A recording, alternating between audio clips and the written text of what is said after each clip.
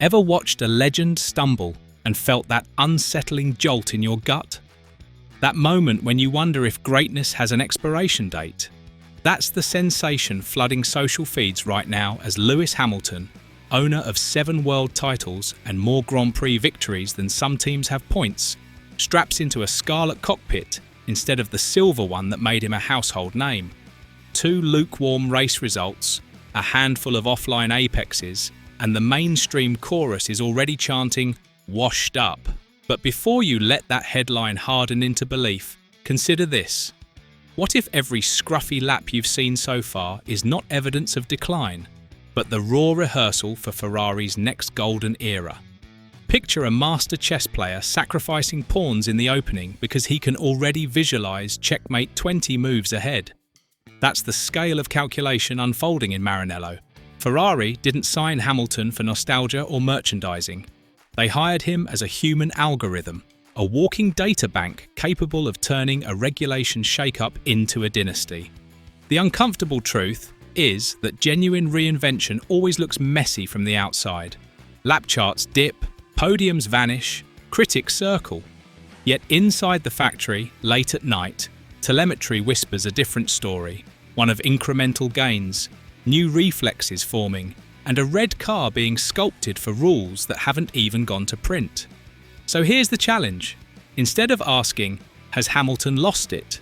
Try asking, what masterpiece is being sketched in the shadows while we're busy judging the scribbles? Because if history is any guide, the first chapters of a dynasty never read like triumph. They read like turbulence. And turbulence is exactly where this saga begins. For 12 full seasons, Hamilton's racing reflexes were sculpted around Mercedes hardware.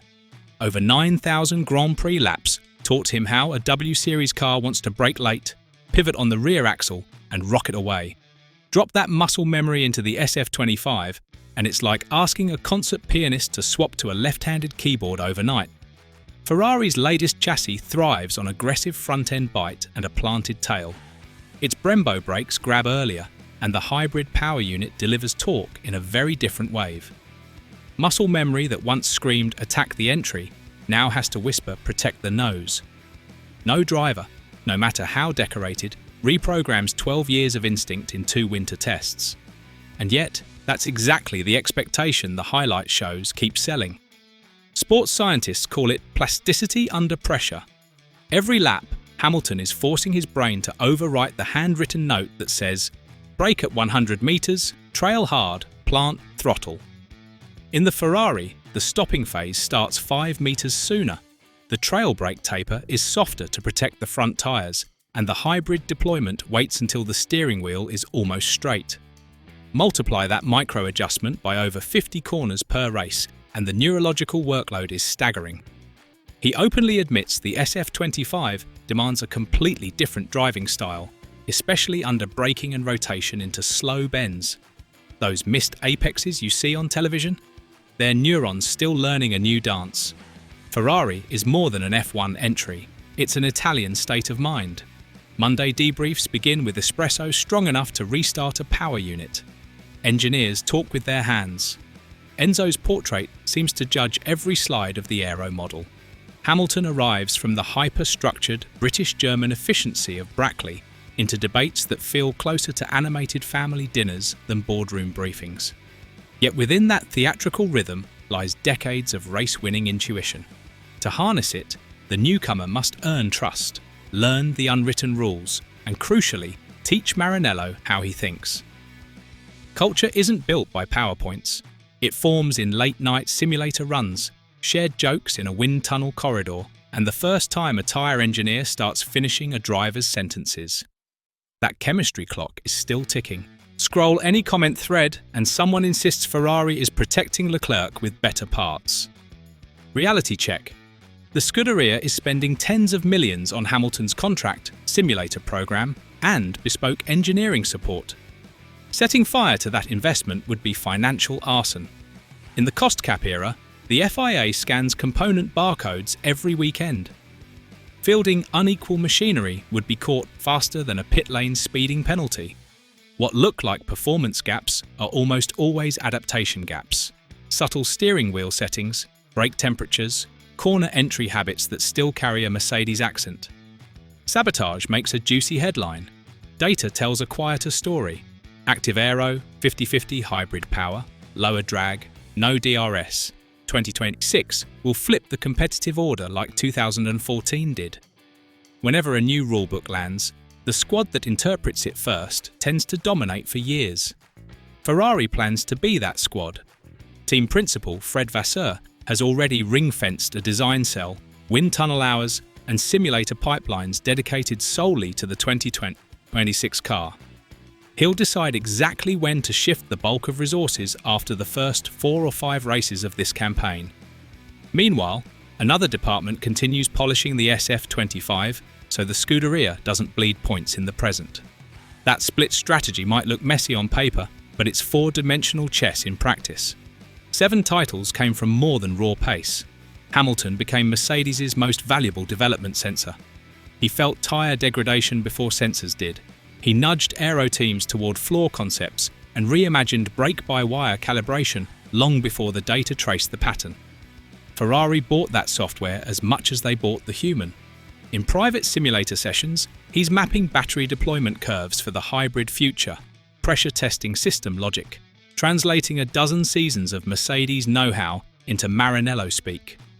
His feedback today is shaping the 2026 prototype long before that car hits carbon fibre.